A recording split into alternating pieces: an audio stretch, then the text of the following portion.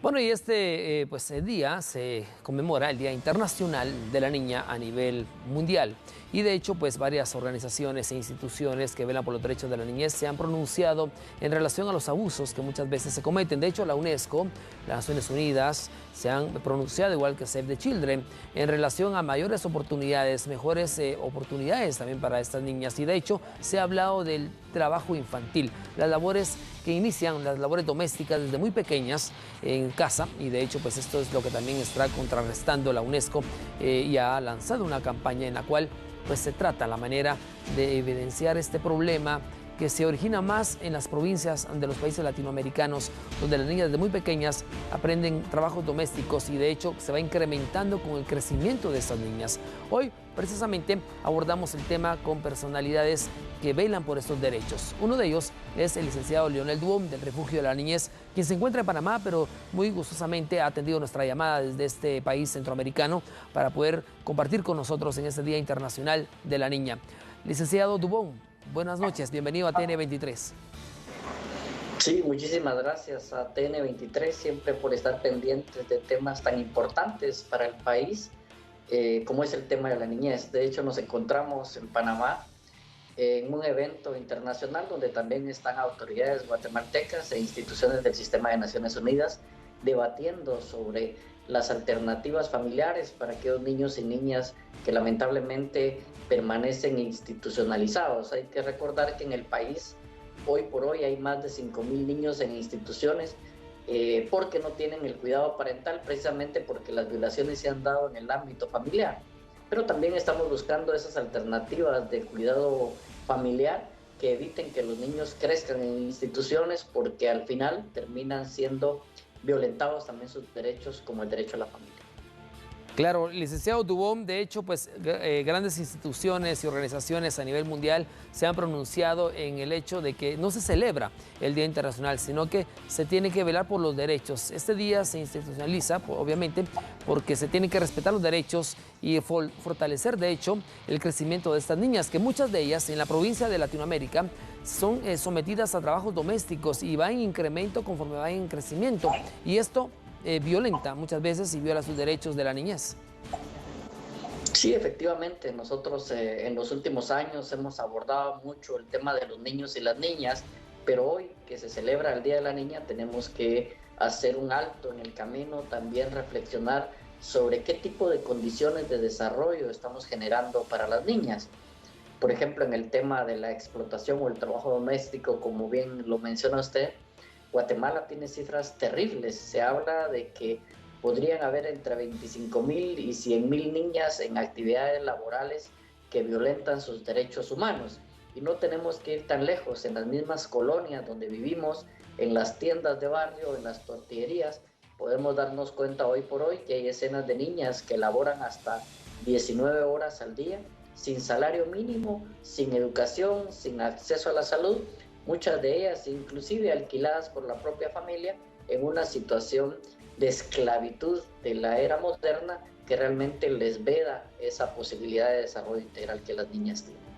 Ahora bien, licenciado Dubón, ¿cree usted que en Guatemala se ha logrado pues, fortalecer estos derechos y se ha logrado disminuir en cierta manera en los últimos meses este flagelo de explotación a la niñez y de hecho también al maltrato de la niñez?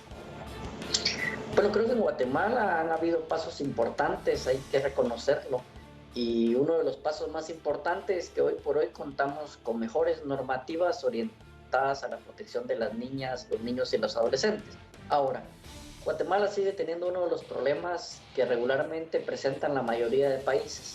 La brecha entre la aprobación de una normativa y la implementación de esta normativa sigue siendo una brecha muy grande. Y Guatemala tiene serios problemas de aplicación.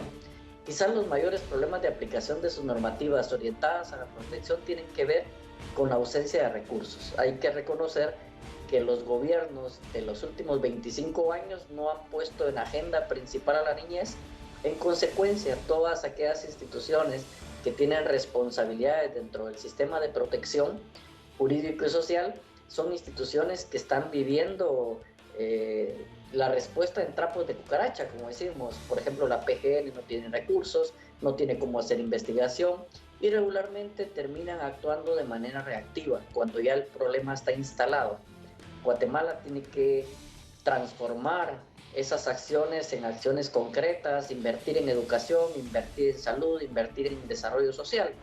Solo de 2014 para la fecha se habla de más de 30,000 niños, niñas y adolescentes que han abandonado el país migrando hacia Estados Unidos, y la causa principal sigue siendo la violencia y la falta de oportunidades.